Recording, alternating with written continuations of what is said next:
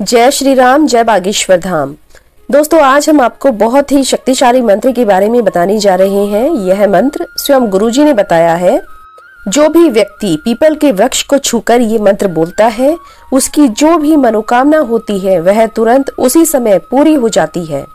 दोस्तों, हिंदू धर्म में पीपल के वृक्ष का बहुत ही महत्व माना गया है। पीपल एक ऐसा वृक्ष है जिसमें तीनों देवों का निवास माना जाता है, यानी कि ब्रह्मा, विष्णु और महेश तीनों ही इस वृक्ष में वास करते हैं। जिन भी लोगों को काल सर्प दोष होता है, पितृदोष होता है या फिर शनि दोष होता है, उन्हें पीपल से संबंधित उपाय करना चाहिए।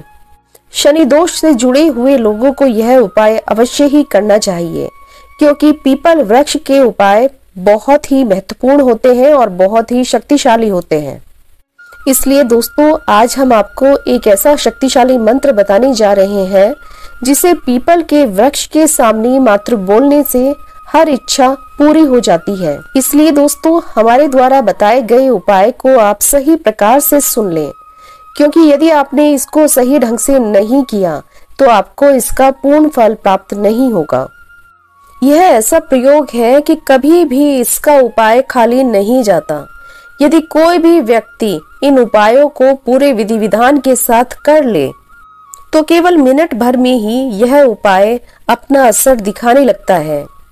तो अब आपको बताते हैं कि इन उपायों को करने के लिए आपको किन सामग्री की आवश्यकता होगी। इन उपायों को करने के लिए आपको सिर्फ और सिर्फ एक लाल रंग के पेन का इस्तेमाल करना होगा।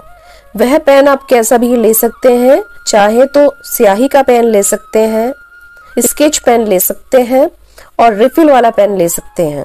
लेकिन यदि आप स्केच पेन का इस्तेमाल करते हैं तो वह ज्यादा अच्छा रहेगा, क्योंकि स्केच पेन से आप आसानी से पीपल के पत्ते पर अपनी इच्छा लिख सकते हैं। ध्यान रखिए कि आपको स्केच पेन लाल ही रंग का लेना है, और ये भी ध्यान रखिएगा कि लिखते समय पीपल का पत्ता फट ना जाए।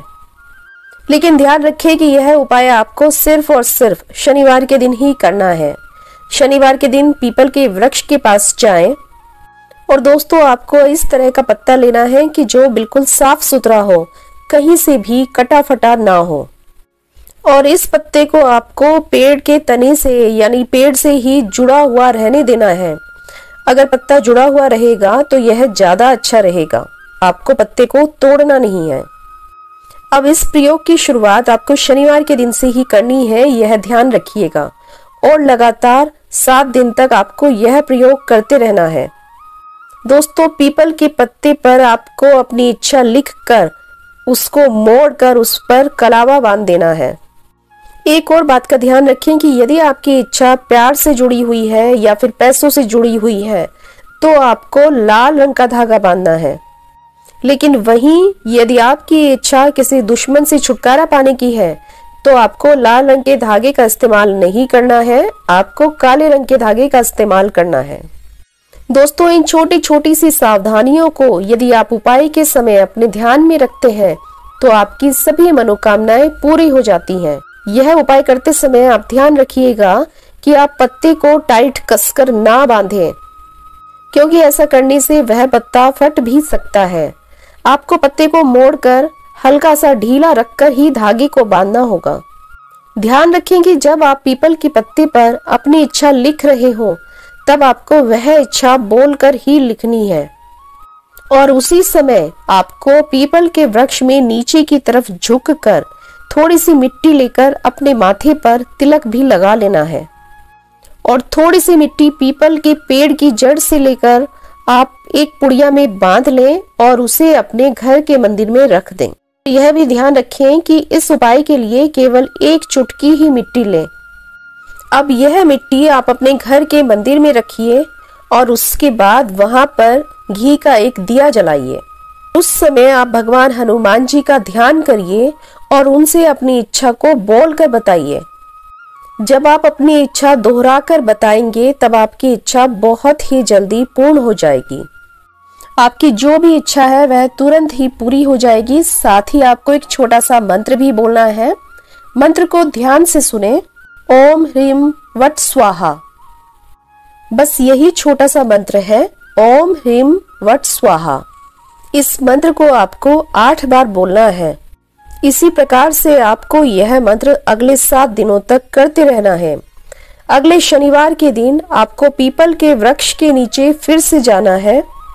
अब आपको वह पत्ता तोड़ लेना है जिस पर कि आपने अपनी इच्छा लिखी हुई थी, और अब आपको वह मिट्टी जो कि आपने 7 दिनों से इकट्ठा की हुई थी उसको भी पीपल के वृक्ष के पास लेकर जाना है। ध्यान से सुनिएगा। पीपल के पेड़ की जड़ में अपनी इच्छा वाले पत्ते को दबाते हुए उस मिट्टी को उस पत्ते के ऊपर डाल देना है। पत्ते को मिट्टी में दबाने वाला प्रयोग भी आपको शनिवार से आरंभ करके अगले शनिवार तक करना है। आप यकीन मानिए, इसके पश्चात इस प्रकार के योग बनने लगेंगे कि आपकी हर इच्छा पूरी होने लगेगी।